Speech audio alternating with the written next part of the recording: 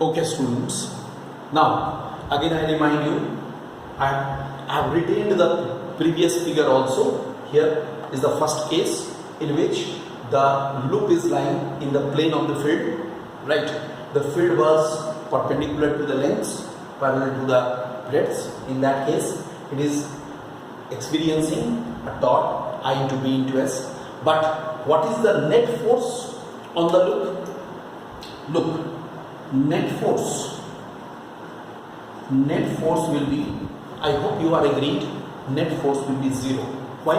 Because no force is experienced by PQ and RS, and the forces which are acting on this SP and QR are equal and opposite in direction, so their resultant is 0. Vector quantity, resultant is 0. So resultant force is 0, but the torque it is experiencing. It is experiencing how much torque? This much torque. I into B into S. Fine. S is the area of the loop. I take the same loop here, but the case is quite different. Loop lies perpendicular to the field. Just try to understand. PQRS, BL.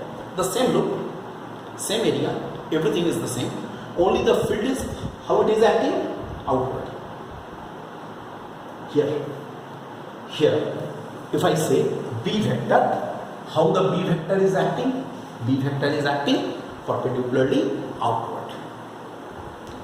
B vector is acting perpendicularly outward. Okay, it's alright. Then what will happen?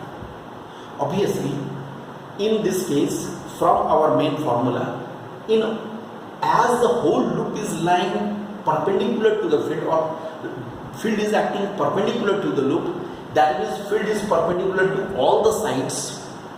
That means what we can say, force on PQ and RS will be I small b capital B, because perpendicular acting. Similarly, force on SP and QR will also be ILB. Now the force will be 0. Okay. Now you take the direction. Again, Fleming's left hand rule. I remind you, I am starting from here. Look, field is towards you. Current is like this. Forces in this way.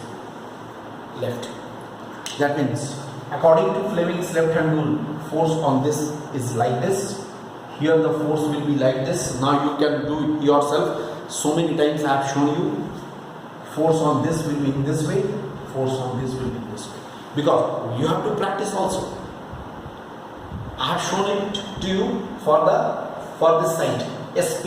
For SP, towards you the field is. Now towards you the field is here. Sorry. It is, current is downward. Here forces. You can see the direction of the forces according to Fleming's left hand rule. You can write down. After this, you can write down the direction of the force are given by Fleming's left hand rule. You can write in short by FLH rule. By the FLH rule, by Fleming's left hand rule, we have shown the directions of the force. But one thing is very clear. Obviously the forces are acting on all the sides, but are these forces responsible for any turning effect? No. Due to these forces, these two forces like this, these two forces like this, these two forces are not giving any turning effect, so no turning effect,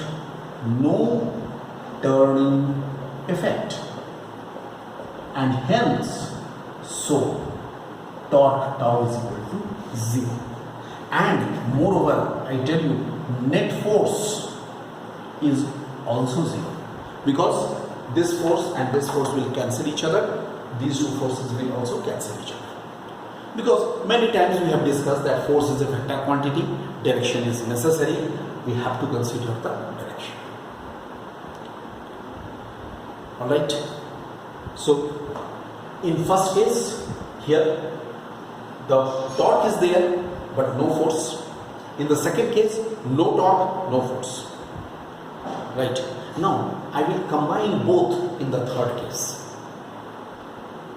Previous two cases will be combined in the third case.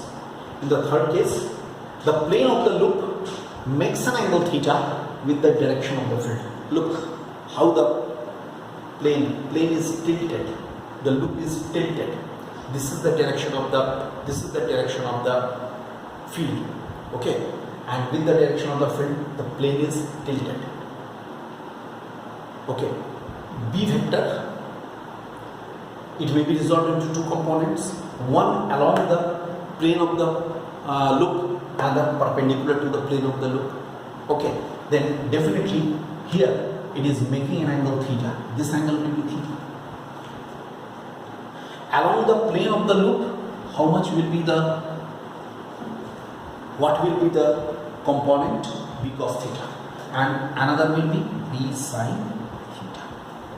Look, if the plane of the loop forms an angle theta with the direction of the field, then two components of B vector are number one is B cos theta in the plane of loop,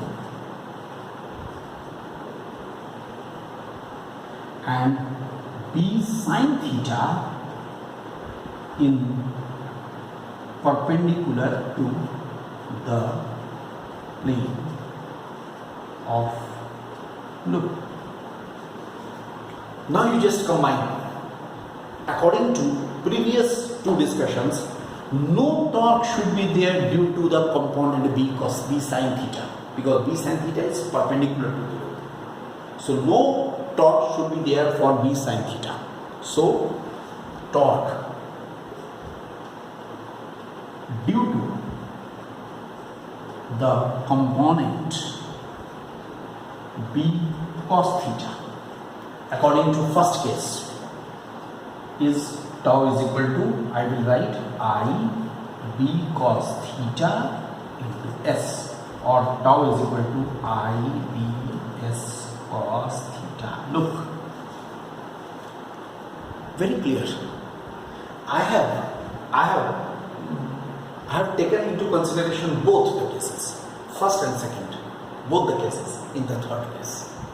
And what we have seen, according to the second case, no torque should be there due to the component B sin theta, because B sin theta is perpendicular to the plane of the loop.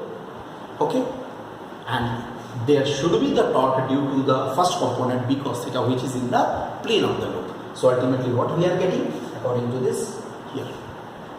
Understood? These are the mainly three cases, very important, these three cases.